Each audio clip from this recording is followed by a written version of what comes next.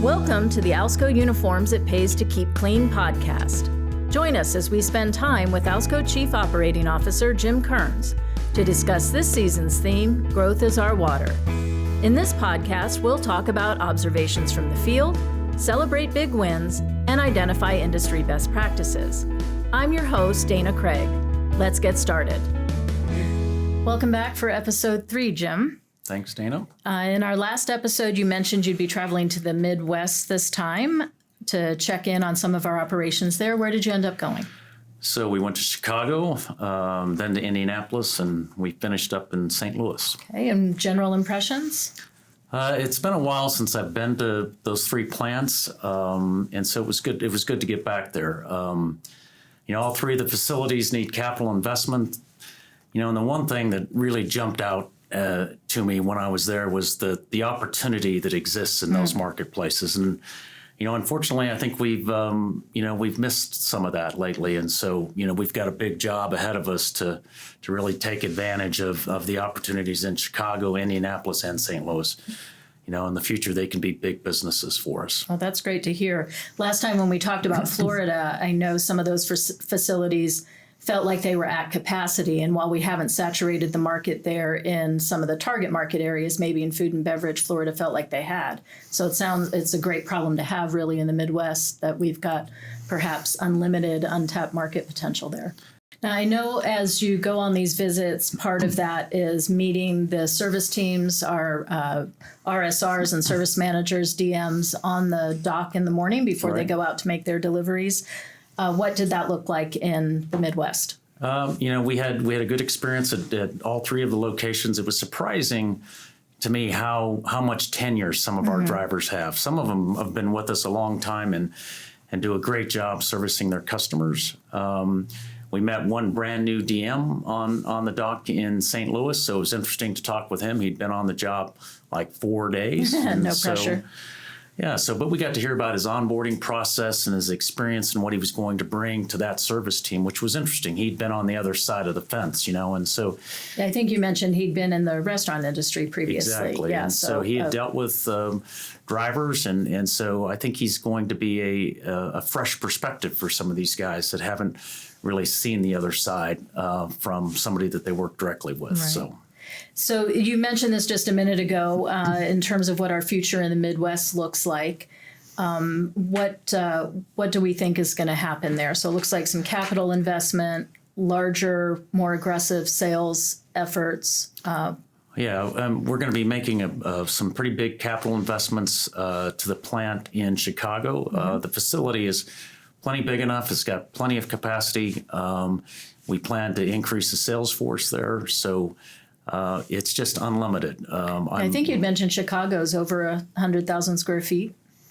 Yeah, over like 125,000 square feet. So it's a big facility. But we need to fill it up with the right kind of business, Absolutely. Right? We need to fill it up with healthcare, with target market, and they can do all of that. And so I know Chicago isn't quite where they want to be in terms of financial, but the outlook sounds like it's pretty positive.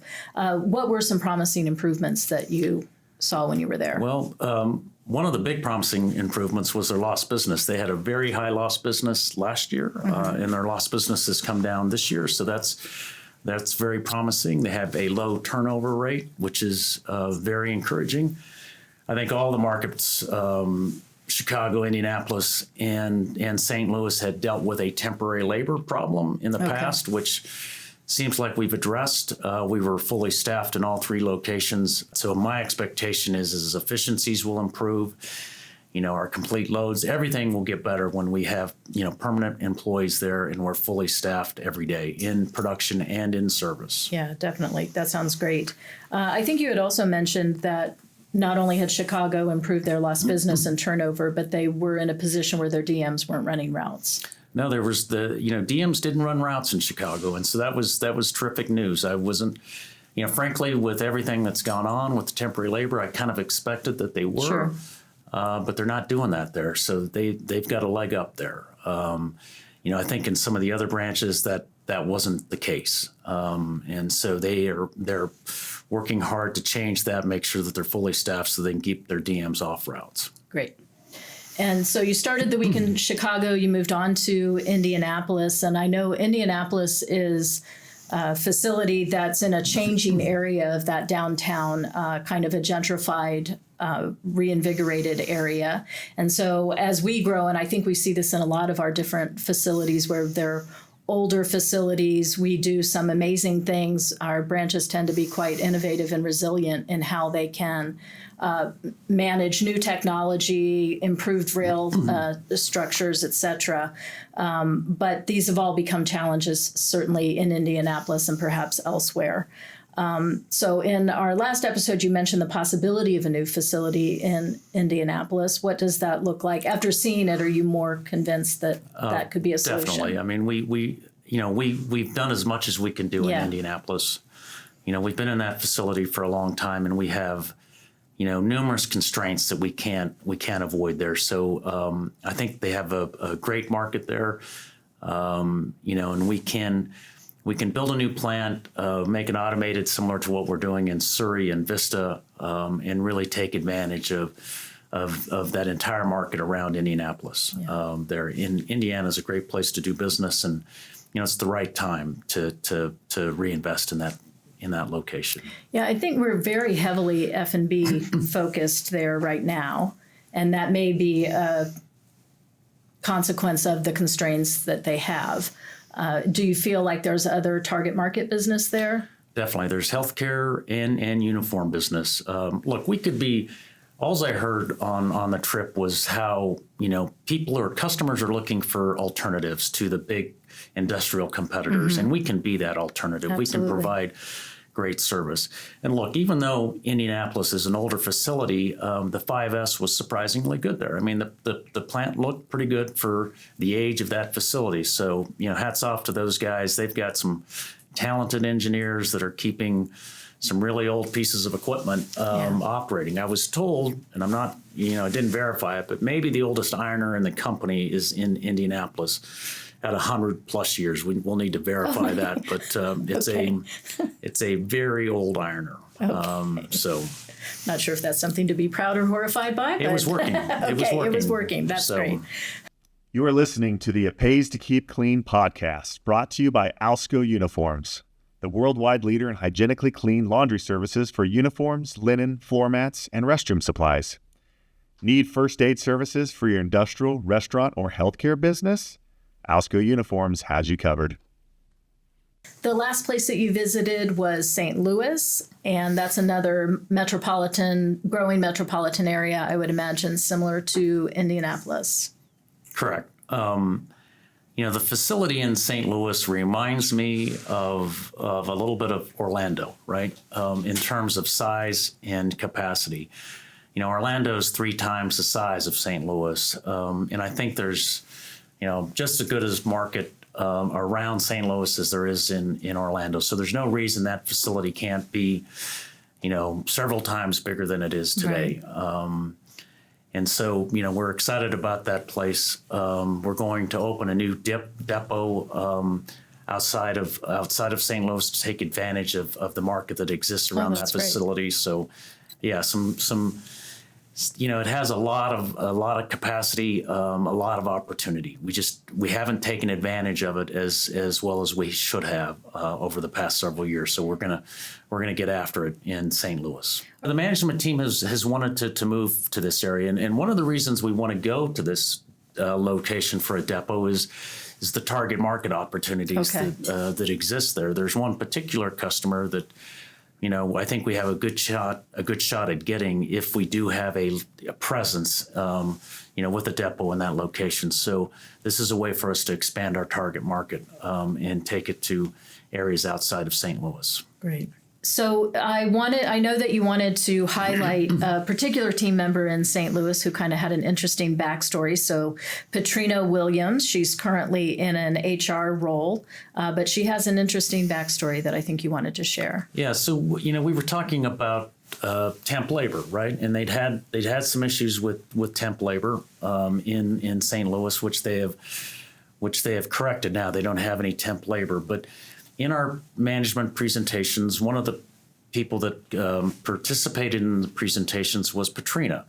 And I asked her a little bit about her background, and so she told us that she'd worked in the soil department for 17 years, and now she has been promoted into an HR position. And so she knows better than anybody what it's like to work in our in our branches, inside our plants, in probably one of the toughest jobs that we have. And so, excuse me, she has a lot of credibility, right, and a lot of respect from the people out in the plants. So she's very inspiring. It was great to hear her story, great to see her presenting, and I think she's doing a great job there, relating to their employees. So it was good to see. For sure. Well, I love those stories, not only that we have such long tenured employees, which is not always that common anymore in certain industries in particular, but it's also an interesting story of how we are interested